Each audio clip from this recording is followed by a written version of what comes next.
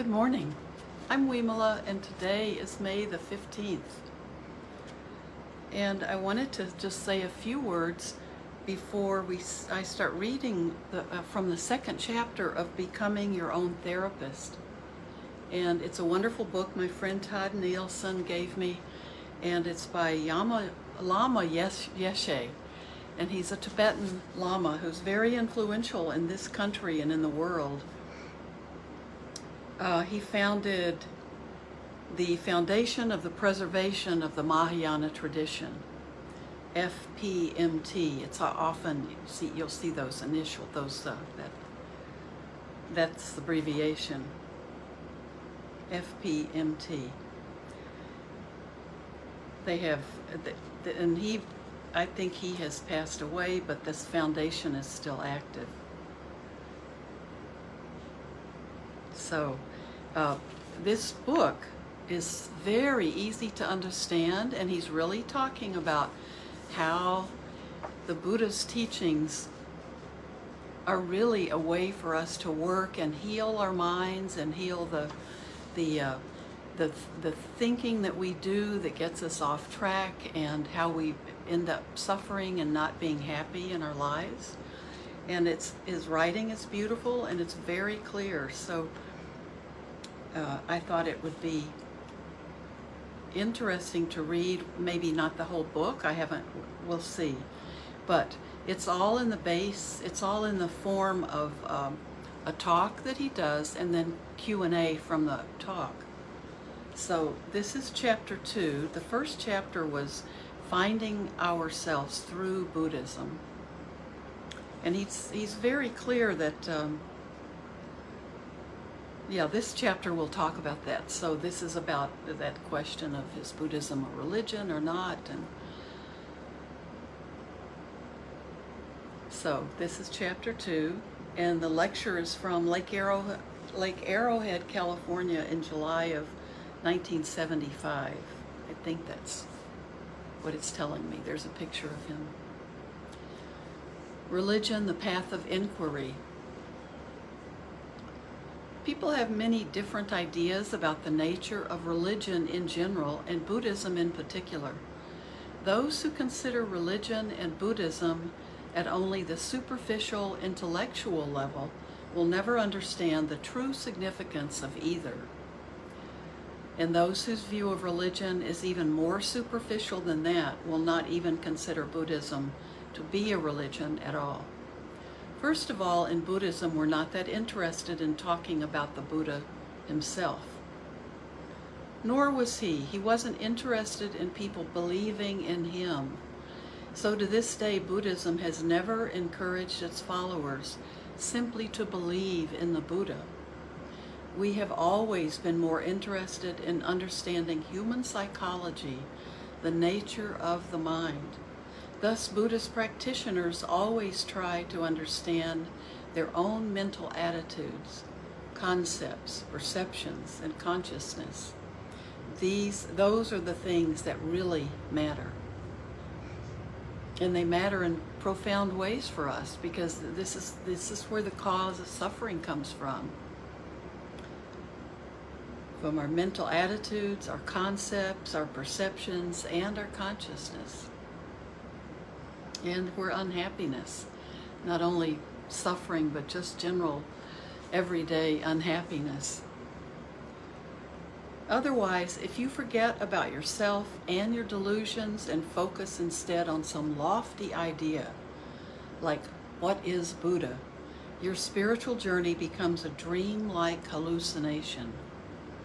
That's possible, so be careful. In your mind, there's no connection between Buddha or God and yourself. They're completely separate things. You're completely down here, Buddha, or God is... Let me read this. I'm going to start over because this is a really great paragraph and I don't want to misread it.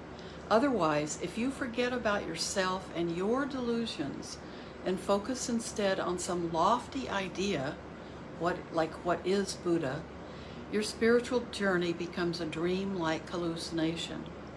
That's possible. Be careful. In your mind, there's no connection between Buddha or God and yourself. They're completely separate things. You're completely down here. Buddha or God is completely up there. There's no connection whatsoever. It's not realistic to think that way. It's too extreme. You're putting one thing down at the lower extreme and the other way up at the upper. In Buddhism, we call that kind of mind dualistic. Furthermore, if humans are completely negative by nature, what is the point of seeking a higher idea? Anyway, ideas are not realizations. People always want to know about the highest attainments or the nature of God. But such intellectual knowledge has nothing to do with their lives or their minds. I love this. True religion should be the pursuit of self-realization, not an exercise in the accumulation of facts. I think this is so far this is great, because sometimes we learn a lot of facts, maybe a lot of facts about lots of different philosophies, but that's what all it is an accumulation of facts. It's not that's a different thing from the actual working with the principles that are laid out for ourselves. In Buddhism, we are not particularly interested in the quest for intellectual knowledge alone. We are much more interested in understanding what's happening here and now, in comprehending our present experience. And our experience is what we are at this very moment, our fundamental nature. I'm not reading things correctly this morning. What we are at this very moment, our fundamental nature. We want to know how to find satisfaction, how to find happiness and joy, instead of depression and misery, how to overcome the feeling that our nature is totally negative. Lord Buddha himself taught that basically human nature is pure, egoless, just as the sky is by nature clear, not cloudy. Clouds come and go, but the blue sky is always there. Clouds don't alter the fundamental nature of the sky. Similarly, the human mind is fundamentally pure, not one with the ego. Anyway, whether you are a religious person or not, if you can't separate yourself from your ego, you're completely misguided. You've created for yourself a totally unrealistic philosophy of life that has nothing whatsoever to do with reality. That's a really incredibly important paragraph. Clouds come and go, but the blue sky is always there. Clouds don't alter the fundamental nature of the sky. Instead of grasping at intellectual knowledge, wanting to know what's the highest thing going, you'd be much better off trying again an understanding of the basic nature of your own mind and how to deal with it right now. It is so important to know how to act effectively. Method is the key to any religion, the most important thing to learn. Say you hear about an amazing treasure house containing jewels for the taking, but don't have the key to the door. All your fantasies about how you'll spend your newfound wealth are a complete hallucination. Similarly, fantasizing about wonderful religious ideas and peak experiences, but having no interest in immediate action or the methods of attainment, is totally unrealistic. If you have no method or no key, no way to bring your religion into your everyday life, you'd be better off with a Coca-Cola. At least that quenches your thirst. If your religion is simply an idea, it's as insubstantial as air. You should be very careful that you understand exactly what religion is and how it should be practiced. Lord Buddha himself said, "Belief is not important. Don't believe what I say just because I said it." These are his dying words. I have taught many different methods because there are many different individuals. Before you embrace any of them, use your wisdom to check that they fit your psychological makeup, your own mind. If my methods seem to make sense and work for you, by all means adopt them. But if you don't relate to them, even though they might sound wonderful, leave them be. They were taught for somebody else. Now, it's interesting in the Pali Canon, these are not the very last words of the Buddha. He basically said, keep going, strive on with diligence. But these are wonderful words too. This is from the Tibetan tradition. These days, you can't tell most people that they should believe something just because Buddha said, because God said. It's not enough for them. They'll reject it. They want proof. But those who cannot understand that the nature of their mind is pure will be unable to see the possibility of discovering their innate purity and will lose whatever chance they had to do so. If you think that your mind is fundamentally negative, you'll tend to lose all hope. Of course, the human mind has both positive and negative sides, but the negative is transient, very temporary. Your up and down emotions are like clouds in the sky. Beyond them, the real, basic human nature is clear and pure. Many people misunderstand Buddhism. Even some professors of Buddhist studies look at just the words and interpret what the Buddha taught very literally. They don't understand his methods, which are the real essence of his teachings. In my opinion, the most important aspect of any religion is its methods. How to put that religion into your own experience. The better you understand how to do that, the more effective your religion becomes. Your practice becomes so natural, so realistic, you easily come to understand your own nature, your own mind, and you don't get surprised by whatever you find in it. Then, when you understand the nature of your own mind, you'll be able to control it naturally. You won't have to push so hard. Understanding naturally brings control. Many people will imagine that control of the mind is some kind of tight, restrictive bondage. Actually, control is a natural state. But you're not going to say that, are you? You're going to say that the mind is uncontrolled by nature, that it is natural for the mind to be uncontrolled, but it's not. When you realize the nature of your uncontrolled mind, control comes as naturally as your present uncontrolled state arises. Moreover, the only way to gain control over your mind is to understand its nature. You can never force your mind, your internal world, to change. That bears repeating. You can never force your mind, your internal world, to change.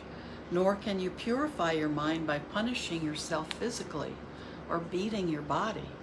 That's totally impossible. Impurity, sin, negativity, or whatever else you want to call it, is psychological, a mental phenomenon, so you can't stop it physically. Purification requires a skillful combination of method and wisdom. To purify your mind, you don't have to believe in something special up there, God or Buddha. Don't worry about that. I like that. Don't worry about that. That's great advice. When you truly realize the up and down nature of your everyday life, the characteristic nature of your own mental attitude, you'll automatically want to implement a solution. These days, many people are disillusioned with religion They seem to think it doesn't work. Religion works. It offers fantastic solutions to all your problems. The problem is that people don't understand the characteristic nature of religion, so they don't have the will to implement its methods. Consider the materialistic life.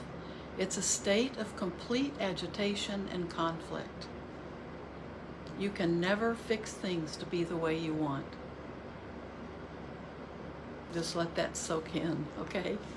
I'm going to read those sentences, 3 sentences. Consider the materialistic life.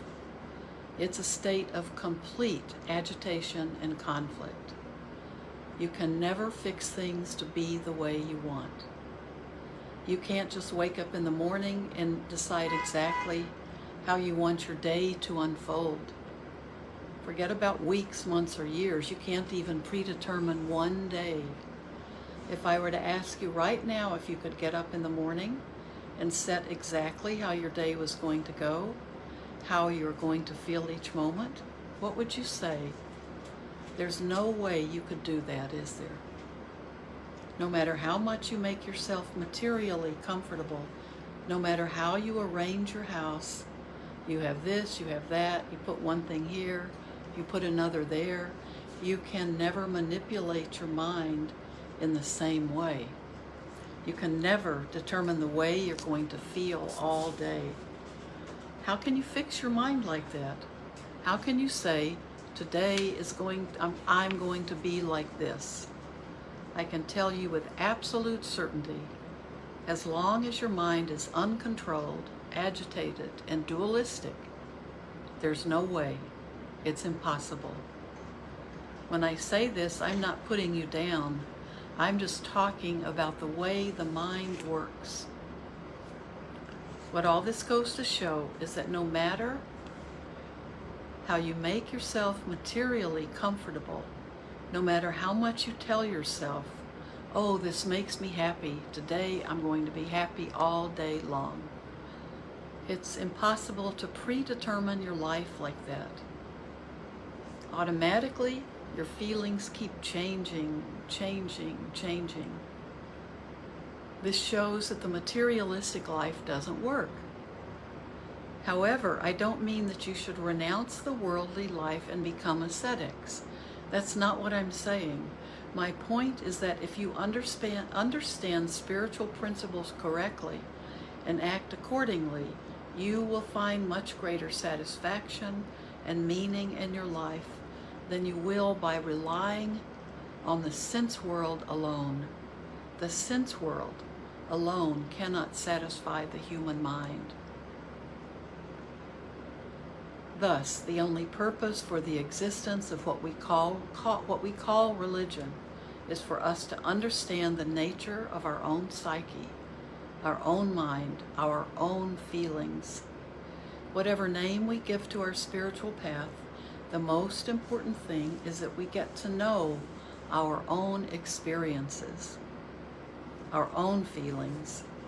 Therefore, the Lama's experience, and the Lama, he's not talking about the animal, the title of level of Buddhist teacher in the Tibetan Buddhism.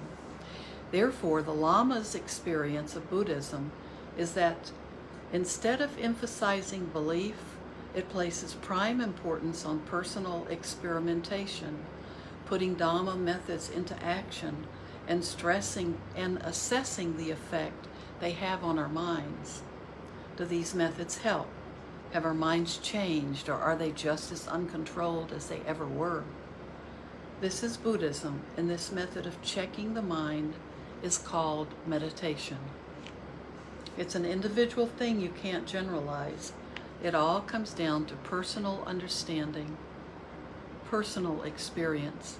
If your path is not providing solutions to your problems, answers to your questions, satisfaction to your mind, you must check up. Perhaps there's something wrong with your point of view, your understanding. You can't necessarily conclude that there's something wrong with your religion just because you tried it and it didn't work. Different individuals have their own ideas views and understanding of religion and can make mistakes. Therefore, make sure that the way you understand your religion's ideas and methods are correct. The way is correct. If you make the right effort on the basis of right understanding, you will experience deep inner satisfaction. Thus, you'll prove to yourself that satisfaction does not depend on anything external. True satisfaction comes from the mind. So I'm going to stop here. In the book, it's page 31, about the middle. And let's sit for, we have a few minutes to sit together, but this is a great chapter. And then the Q&A. So Tuesday we'll read more and do the question and answer. I really like his descriptions. Yesterday, for Buddha Day at Blue Lotus Temple, it was a beautiful, the day was supposed to be super hot and 40 to 60% chance of rain right during our parade, and instead it was a really perfect day, and no rain, sunshine all day, and just couldn't have been better. I think my first time being at a Buddha Day that I have not been a monastic. So I was watching my viewpoint was completely different. And I could look over and see my brother monks. And it was beautiful. They had done so much work and it was beautiful. And Bhante San from Florida, so it was a treat. But something Bhante Sujata said in his talk was, which mirrors what I just read. Don't try to be a Buddhist. Don't be a Buddhist. Be a Buddha. So it's exactly what Lama Yeshe is saying. We're looking at we're not trying to worship Buddha. We're trying to follow his be like he was. Be that kind of person. So that sprung to my mind right early in the reading. So why don't we just sit, and then if you can sit longer, but we can take about 5 minutes to sit together.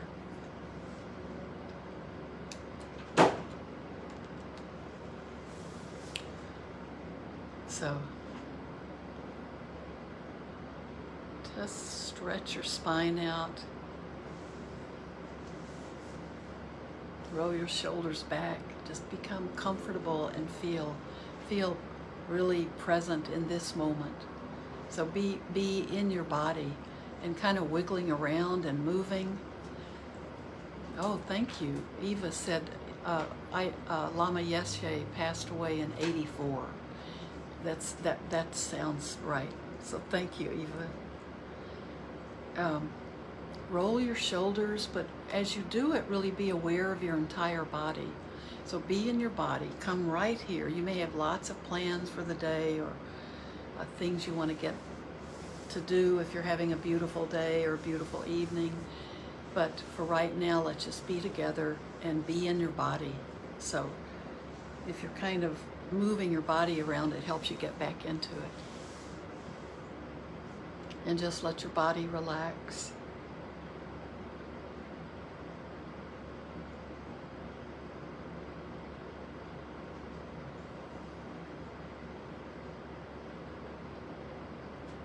And be with the breath.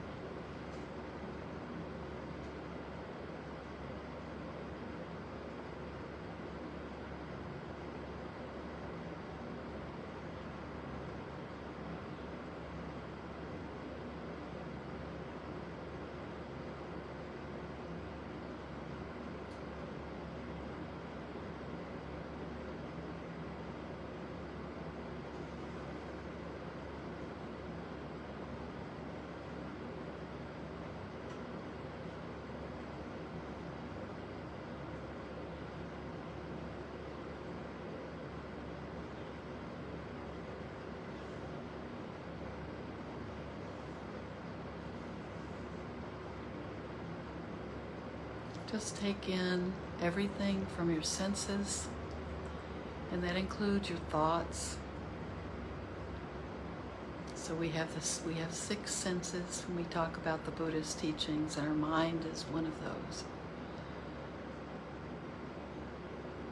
So you can be aware of your thoughts as well as sounds and contact with your skin.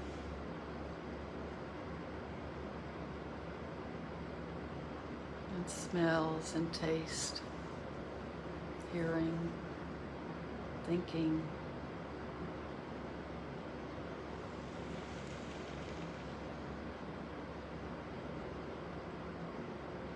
And just see everything arise, and then it will fall away.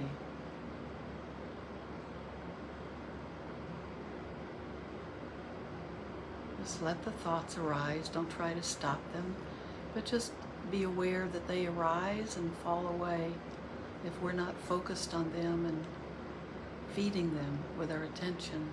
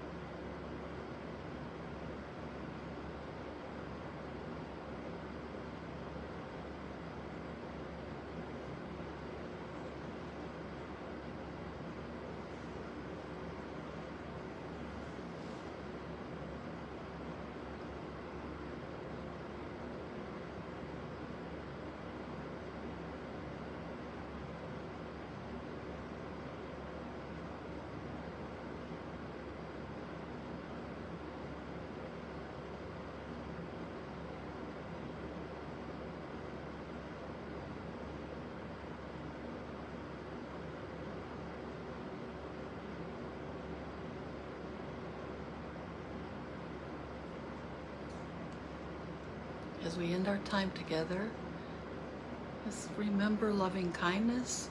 Remember that friendliness to yourself and others.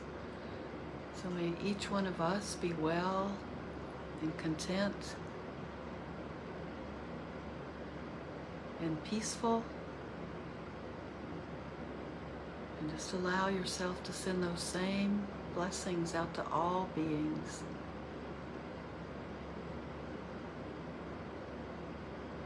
May everything we do today and say and think be done not only for our own benefit, but also for the benefit of all sentient beings everywhere throughout the universe. Peace has to begin within us. So thank you. Thanks for being part of my practice. Have a beautiful day. And know that your plans will not go, nothing will go as you planned, right? Maybe most of it will, and that's good enough.